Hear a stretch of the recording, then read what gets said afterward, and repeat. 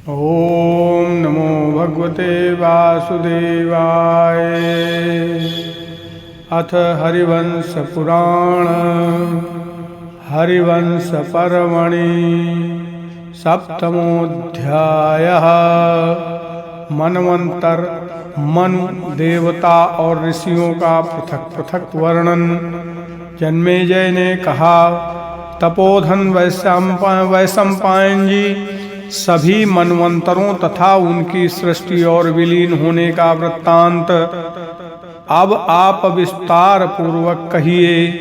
ब्रह्मन जितने मन होते हैं और जितने समय तक एक मनवंतर रहता है, उसको मैं ठीक ठीक सुनना चाहता हूँ।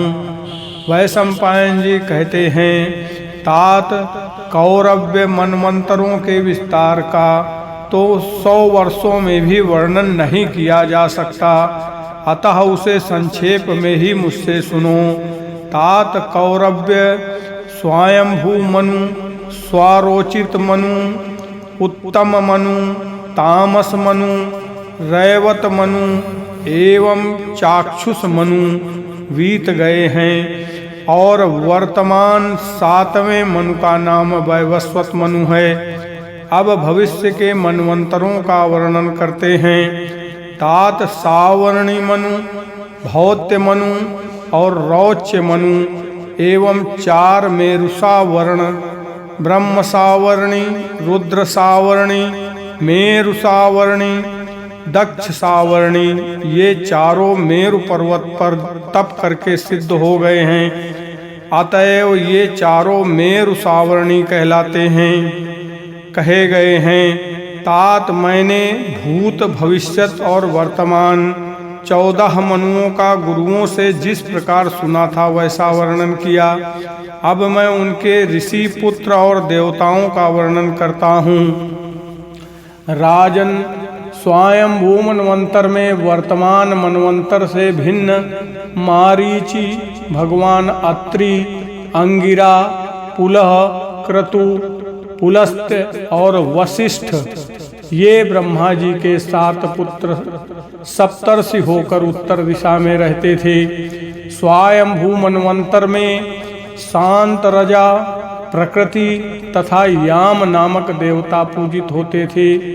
स्वयंभू मनु के आगिरीध्र, अग्निबाहु, मेधा, मेधातिथि, वसु, ज्योतिष्मान, धुतिमान, हव्य, सवन और पुत्र, ये 10 महाबली पुत्र थे। राजन, मैंने तुमसे ये पहले मनवंतर का वर्णन किया। तात वायु ने स्वारोचित मनवंतर में वशिष्ठ के पुत्र और स्तंभ, काश्यप, प्राण, बृहस्पति, दत्त और निश्चयवन, ये 7 महाव्रतधारी ऋषि बताए हैं और देवताओं का नाम तुषित कहा गया है। तात महात्मा स्वारोचिस मनु के महावीरवान और पराक्रमी हविर्ध्र, सुकृति, ज्योति, आप, मूर्ति, अयस्मय, प्रथित, नभस्य, ऊर्ज और नभ, ये 10 पुत्र थे, उनका वर्णन कर दिया। पृथ्वीपाल, यह मैंने तुमसे दूसरे मनवंतर का वर्णन कर दिया। राजन, अब मैं तीसरे मनवंतर का वर्णन करता हूँ, सुनो। उत्तम नामक मनवंतर में वासिष्ठ नाम से प्रसिद्ध वशिष्ठ जी के 7 पुत्र सप्तर्षि थे। वे पहले हिरण्यगर्भ के पुत्र थे, उनके नाम ऊर्ज थे तथा वे बड़े तेजस्वी थे। इस प्रकार मैंने ऋषियों का वर्णन कर दिया।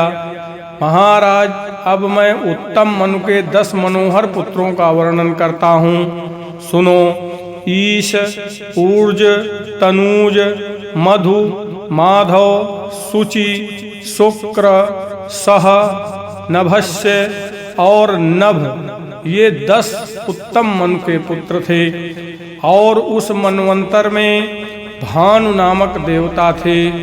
इस प्रकार ये तीसरा मनवंतर बताया गया। भारत, अब मैं चौथे मनवंतर का वर्णन करता हूँ, सुनो। तामस नामक मनवंतर में काव्य, पृथु, अग्नि, जन्यु, धाता, कपिवान और अकपिवान ये 7 सप्तर्षि थे। तात पुराणों में इनके बहुत से पुत्र पौत्रों का वर्णन है। तामस मनवंतर में सत्य नामक देवता थे। भारत, अब मैं तामस मनु के पुत्रों का वर्णन करता हूँ। राजन, तामस मनु के ध्युति, तपस्य, सुतपा, तपोमूल, तपोधन, तपोरति, कलमास, तन्वी, धन्वी और परंतप ये 10 महाबली पुत्र थे। इन सब का वायु ने वर्णन किया है। महाराज, अब 5वें रैवत मनवंतर का वर्णन करता हूँ। मनवंतर में वेदबाहु, यदुध्र, वेदशिरा, मुनि, हिरण्यरोमा, पर्जन्य, सोमपुत्र, ऊर्ध्वबाहु और अत्रिपुत्र, सत्यनेत्र ये 7 ऋषि थे। उस मनवंतर में अभूत रजा, प्रकृति, पारिप्लव और रैभ्य नामक देवगण थे। ये सब 5म मनवंतर का वर्णन है। अब मैं रैवत मनु के पुत्रों का वर्णन करता हूँ, सुनो। धृतिमान, अव्यय युक्त, तत्वदर्शी, निरुत्सक, अरण्य, प्रकाश, निर्मोह, सत्यवाक और कवि ये रैवत मनु के पुत्र हैं। ये 5म मनवंतर का वर्णन हुआ। नराधिप, अब मैं 6ठे चाक्षुष मनवंतर का वर्णन करता हूँ, सुनो तात। चाक्षुष मनवंतर में भृगु, नभ, विवस्वान, सुधामा, विरजा, अतिनामा और सहिष्णु ये 7 महर्षि थे। राजेंद्र, अब इस मनवंतर के देवताओं का परिचय सुनो। आद्य, प्रभूत, ऋभु, पृथक भाव और लेखा नाम वाले देवताओं के 5 गण थे। ये स्वर्ग में रहते थे। ये सब अंगिरा ऋषि के पुत्र थे और सभी परम तेजस्वी महात्मा थे। इनकी माता का नाम नडवला था। महाराज, चाक्षुष मनु के उरु आदि 10 प्रसिद्ध पुत्र थे। राजन, ये 6ठे मनवंतर का वर्णन किया गया। अब 7वें मनवंतर का वर्णन करते हैं। इस वर्तमान समय में स्वर्ग में स्थित आत्रि, भगवान वशिष्ठ, महर्षि कश्यप, गौतम, भरद्वाज, विश्वामित्र और 7वें महात्मा ऋचिक के पुत्र भगवान जमदग्नि ये सप्तर्षि हैं। साध्य, रुद्र, विश्वेदेव, मरुत, वसु, आदित्य और दोनों अश्विनी कुमार जो कि सूर्य के पुत्र कहलाते हैं, ये सब इस वर्तमान वैवस्वत मनवंतर के देवता हैं। और इन महात्मा वैवस्वत मन के इक्ष्वाकु आदि 10 पुत्र हैं। भरतवंशी राजन, जिनकी चर्चा हुई है, इन परम तेजस्वी महर्षियों के पुत्र और पौत्र सब दिशाओं में व्याप्त हैं। सब मनवंतरों में पूर्व कथित 49 पवन लोकों की व्यवस्था और रक्षा करने के लिए स्थित रहते हैं। प्रत्येक मनवंतर के बीतने पर उनमें से 28 पवन अपने कर्म को पूर्ण करके स्वर्ग में जाकर अनामय व्याधि रहित ब्रह्मलोक को प्राप्त हो जाते हैं। भारत, तब मनवंतर के अंत में दूसरे वायु तपोबल से उनके पद पर आरूढ़ होकर उनके स्थान को पूर्ण कर देते हैं। कौरव्य, बीते हुए और वर्तमान 7 मनवंतरों का वर्णन कर दिया। भरत नंदन, अब भविष्य के 6 मनवंतरों का वर्णन मुझसे सुनो। तात सावर्णी मनु 5 हैं, उनको मुझसे सुनो। उनमें से एक तो सूर्य के पुत्र हैं और 4 प्रजापति परमेष्ठी के, ये सब दक्ष के नाती हैं तथा दक्ष कन्या प्रिया के पुत्र हैं। राजन, मेरु पर्वत पर बड़ा भारी तप करके ये महातपस्वी मनु मेरुसा वर्णी नाम को प्राप्त हुए। प्रजापति रुचि के पुत्र रौच्य मनु कहलाते हैं और भूति देवी के गर्भ से उत्पन्न रुचि के पुत्र भौत्य कहलाते हैं। अब भविष्यत काल में होने वाले सावर्णी मनवंतर के जो 7 महर्षि स्वर्ग में विराजमान हैं, उन अष्टम मनवंतर के ऋषियों को सुनो। परशु, परशुराम, व्यास, अत्रिपुत्र, दीप्तिमान, भरद्वाज गोत्री, द्रोण पुत्र, महातेजस्वी अश्वस्थामा, गौतम के वंशज एवं गौतम गोत्री शरद्ध्वन के पुत्र कृपाचार्य, कौशिक गोत्री गालव और काश्यप गोत्री रुरु, ये ब्रह्मा जी के समान धन्यवाद के पात्र भविष्य के 7 मुनिश्रेष्ठ महात्मा सप्तर्षि कहे गए हैं। ये जन्म, तप, मंत्र और व्याकरण के प्रभाव से पवित्र 7 ऋषि ब्रह्मलोक में रहते हैं। ये ऋषि स्वयं अपने तप से भूत, भविष्य और वर्तमान काल के सब वृत्तांत को जानकर प्रसिद्ध हो गए हैं तथा परस्पर मिलकर परमात्म तत्व का विचार करते रहते हैं। ये मंत्र, व्याकरण आदि से तथा ऐश्वर्य के कारण भी सभी प्रकार प्रसिद्ध हैं। ब्राह्मण इन भरण करने योग्य ऋषियों को तथा इनके नैष्ठिक कर्मों और नामों को जानकर कल्याण का भागी होता है।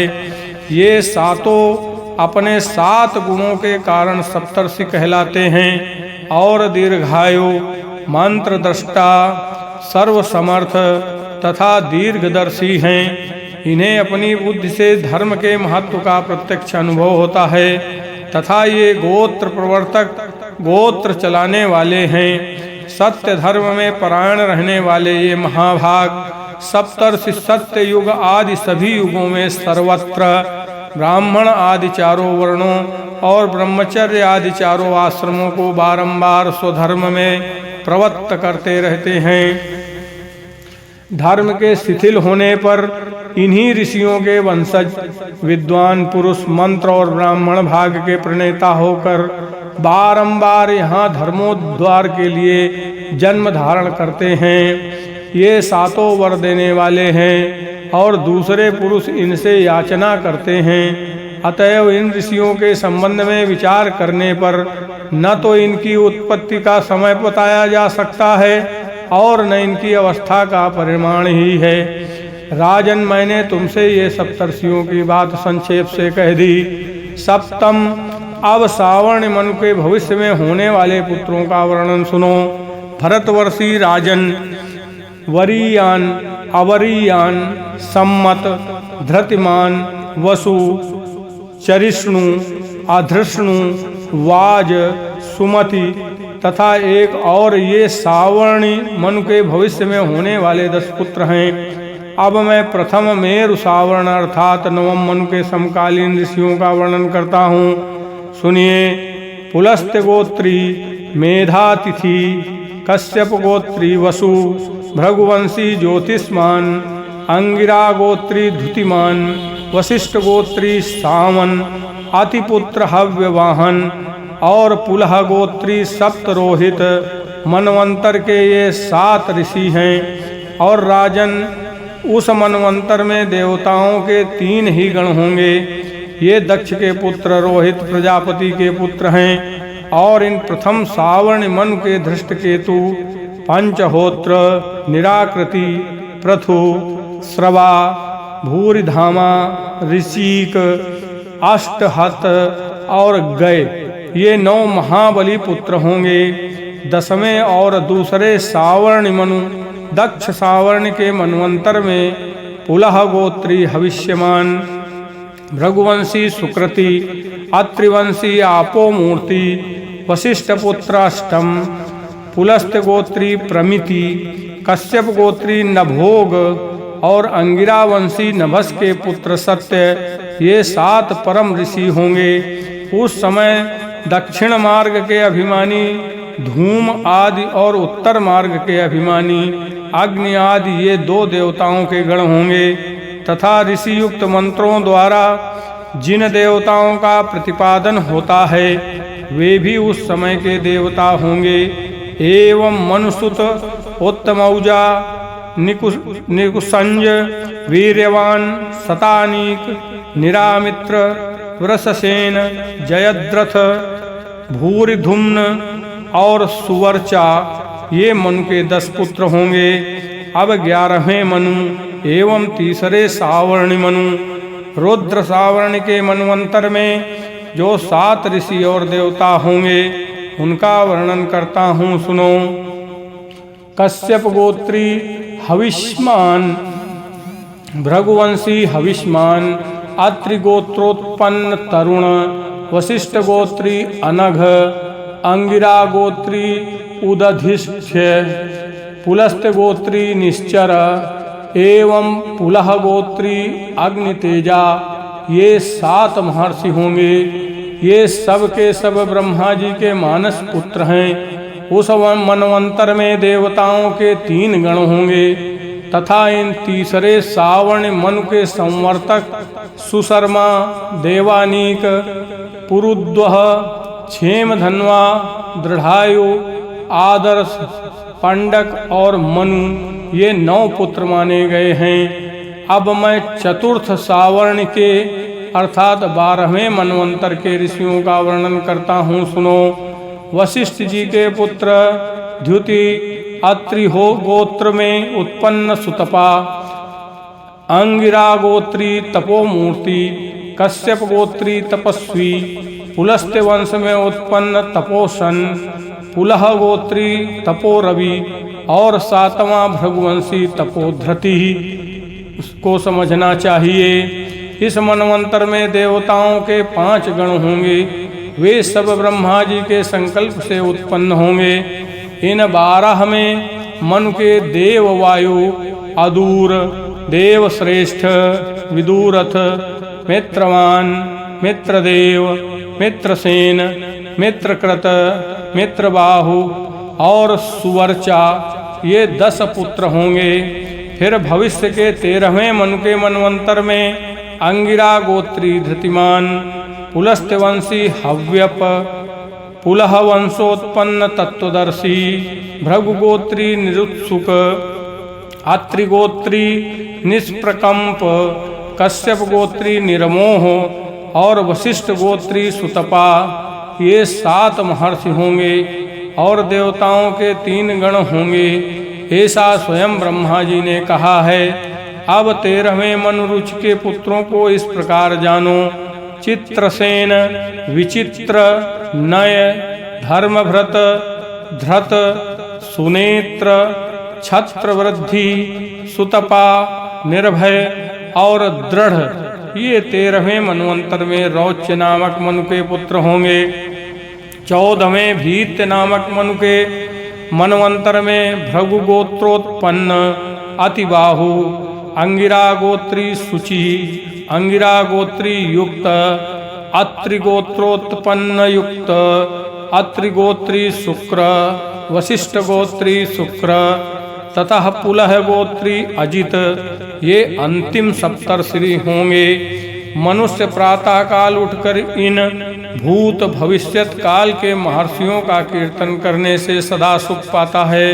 साथ ही वो बड़ा भारी यश पाता है और दीर्घायु होता है। भरतर्षभ उस समय देवताओं के 5 गण होंगे। भौत्य मनु के तरंग भीरो वग्र भौत्य मनु के तरंग भीरो वप्र तरस्वान उग्र अभिमानी प्रवीण जिष्णु संक्रंदन तेजस्वी और सबल ये 10 पुत्र होंगे तथा भौत्य मनु का अधिकार काल पूर्ण होने पर कल्प अर्थात ब्रह्मा जी की आयु का 1 दिन पूरा हो जाता है। ये मैंने नाम लेकर बीते हुए वर्तमान और होने वाले मनुओं का वर्णन किया।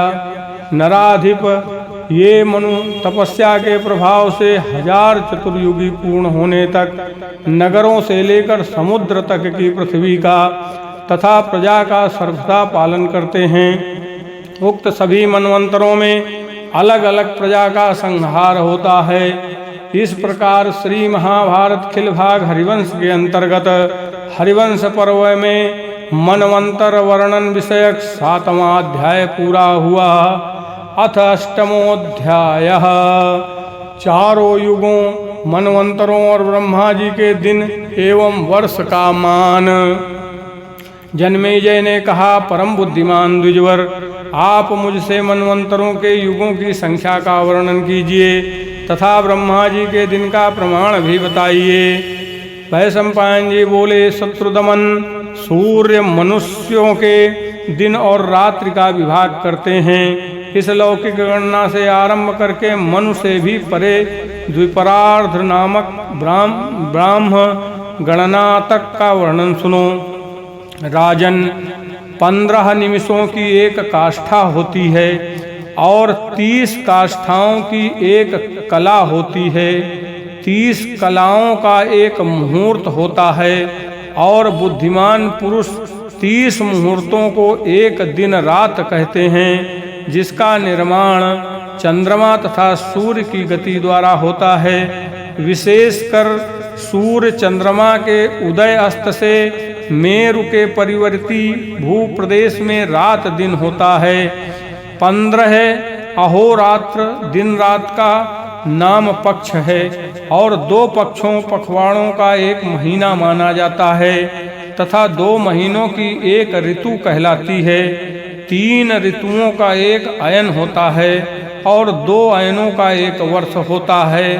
संख्या के तत्व को जानने में चतुर पुरुषों ने इन दोनों अयनों का नाम दक्षिणायन और उत्तरायण बताया है। इस मान से जो 2 पक्षों का एक मास होता है, उसे समय को जानने वाले चतुर पुरुष पितरों का एक दिन रात कहते हैं। कृष्ण पक्ष उन पितरों का दिन होता है और शुक्ल पक्ष उनकी रात्रि होती है। इसलिए राजन, कृष्ण पक्ष रूप दिन में पितरों का श्राद्ध होता है। मनुष्यों के मान से जो एक वर्ष कहा गया है, वो देवताओं का एक दिन रात होता है। तत्व को जानने में चतुर बुद्धिमान पुरुषों ने उत्तरायण को देवताओं का दिन और दक्षिणायन को देवताओं की रात्रि बताया है। देवताओं के 10 वर्षों का मनु का एक दिन रात कहा है और इस दिन रात का 10 गुना मनु का एक पक्ष कहलाता है। 10 पक्षों का मनु का एक मास होता है। 12 महीनों की एक ऋतु होती है। तत्वार्थदर्शी बुद्धिमानों ने 3 ऋतुओं का एक अयन माना है और 2 अयनों का एक वर्ष कहा है। राजन, देवताओं के 4000 वर्षों का एक सतयुग होता है। 400 वर्षों की उसकी संध्या होती है और इतना ही उसका संध्यांश होता है। 3000 वर्षों के परिमाण का त्रेता युग होता है और 300 वर्षों की उसकी संध्या होती है तथा इतना ही उसका संध्यांश होता है। इसी प्रकार 2000 वर्षों का द्वापर युग कहा गया है। 200 वर्षों की उसकी संध्या होती है और इतना ही उसका संध्यांश होता है। इसी गणना के अनुसार बुद्धिमान पुरुषों ने कलयुग को 1000 वर्षों वाला बताया है। 100 वर्षों की उसकी संध्या होती है और इतना ही उसका संध्यांश होता है। ये 12000 वर्षों की एक चतुर्युग की संख्या कही गई। राजन, इस दिव्यमान से तुम युगों के वर्षों की गिनती समझ लो। सत्ययुग, त्रेता, द्वापर और कलयुग, इन चारों को चतुर्युगी कहते हैं। नृपश्रेष्ठ, संख्या करने में चतुर पुरुषों ने 71 चौकड़ी युगों से कुछ अधिक काल का नाम मनवंतर कहा है, क्योंकि 1000 का 14वां भाग इतना ही होता है। इसके भी दक्षिणायन और उत्तरायण ये 2 अयन कहे गए हैं। उत्तरायण के पूर्ण होने पर मनु ब्रह्म में लीन हो जाते हैं, फिर इतने ही समय तक दूसरे मनु रहते हैं। राजेंद्र, तत्वदर्शी मुनि ने 10,080 मनुओं का ब्रह्मा जी का एक वर्ष कहा है। भरत सप्तम, ब्रह्मा जी का जो दिन कहा है उसी का नाम कल्प है। और विद्वान पुरुषों ने 1000 युगों की ब्रह्मा जी की जो रात्रि कही है, उसमें वन और पर्वतों सहित पृथ्वी जल में डूब जाती है। और उन 1000 चतुर्युगियों के पूर्ण होने पर जो ब्रह्मा जी का दिन आरंभ होता है उसकी समाप्ति तक का समय एक कल्प कहलाता है। राजन सत्ययुग त्रेता युगादि सहित 71 चतुर्युगी से कुछ अधिक काल का एक मनवंतर कहलाता है। ये कीर्ति बढ़ाने वाले 14 मनुओं का वर्णन कर दिया। सभी पुराणों और वेदों में इन प्रभावशाली प्रजापति मनुओं का वर्णन आता है। राजन, इनका कीर्तन करने से धन की प्राप्ति होती है। मनवंतरों में कितने ही संहार होते हैं और संहार के बाद कितनी ही सृष्टियां होती रहती हैं, इनके अंतर को सैकड़ों वर्षों में भी नहीं बताया जा सकता। भरत श्रेष्ठ, प्रायः सभी मनवंतरों में यदा कदा प्रजा की सृष्टि और संहार की परंपरा का उपसंहार हो जाता है, ये बात सुनने में आती है। मनवंतरों के बाद जो संहार होता है उसमें तपस्या, ब्रह्मचर्य और शास्त्र ज्ञान से संपन्न कुछ देवता और सप्तर्षि शेष रह जाते हैं।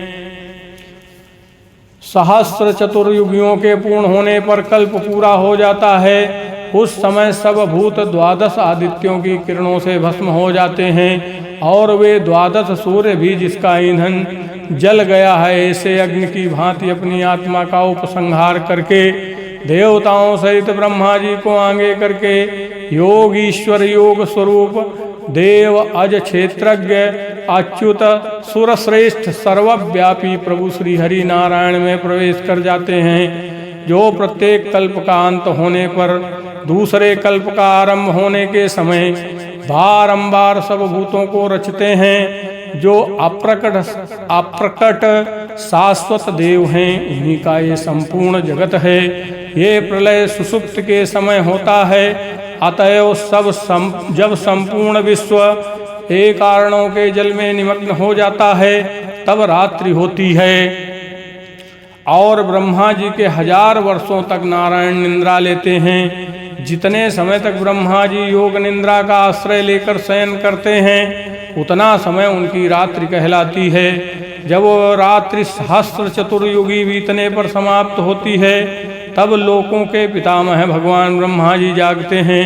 फिर रचने की इच्छा से युक्त होकर मन में सृष्टि करने का विचार करते हैं। उस समय उनकी सृष्टि और स्मृति पहले कल्प की तरह ही होती है। तात उस समय ब्रह्मांड में सूर्य आदि देवताओं के और पिंड में चक्षु आदि के स्थान भी वे ही होते हैं, परंतु जीवों का विपर्य उलट फेर होता रहता है। भरत सप्तम सूर्य की किरणों से भस्म होकर भगवान विष्णु में लीन हुए सब भूत तथा देवता, ऋषि, गंधर्व, यक्ष, पिशाच, सर्प और राक्षस भी उस युग में उत्पन्न हो जाते हैं। जैसे ग्रीष्म, शीत आदि ऋतुओं के चिन्ह उन ऋतुओं के आने पर प्रकट होने लगते हैं, इसी प्रकार ब्रह्मा जी की रात्रियों के बीतने पर पूर्व कल्प के समान अनेक रूपों वाले प्राणी फिर दिखने लगते हैं। तात प्रजाओं को रचने वाले प्रजापति उस समय नारायण में से निकलकर फिर भूतों को रचने लगते हैं। जो मनुष्य, देवता और महर्षिगण शाश्वत धर्म अर्थात देहादि में आत्मबुद्धि रूप स्वाभाविक दोषों को त्याग कर शुद्ध ब्रह्म में पहुंचकर उसमें लीन हो जाते हैं, भरत सप्तम वे फिर दूसरे कल्प में उत्पन्न नहीं होते। काल की संख्या का विभाग करने में चतुर वे समर्थ भगवान परमात्मा क्रमानुसार सहस्र युगों की संख्या वाले दिन और इसी प्रकार सहस्र चतुर्युगियों की रात्रियों को बनाकर प्राणियों की बारंबार रचना और संहार करते रहते हैं। महादेव श्री हरि नारायण प्रभु ही स्थूल सूक्ष्म रूप से सर्वत्र विराजमान हैं। महादुते वर्तमान वैवस्वत मनु भी उनके ही अंश हैं। वृषनिवंश के प्रसंग से मैं उनकी पुरातन सृष्टि का वर्णन करूंगा। भरत श्रेष्ठ वे परमात्मा और प्रभु श्री हरि सारे असुरों का विनाश तथा संपूर्ण लोकों का कल्याण करने के लिए इसी वृषनिवंश में उत्पन्न हुए थे। इस प्रकार श्री महाभारत खिल भाग हरिवंश के अंतर्गत हरिवंश पर्व में मनवंतर गणना विषयक 8वां अध्याय पूरा हुआ। बोलो गोविंद भगवान की जय।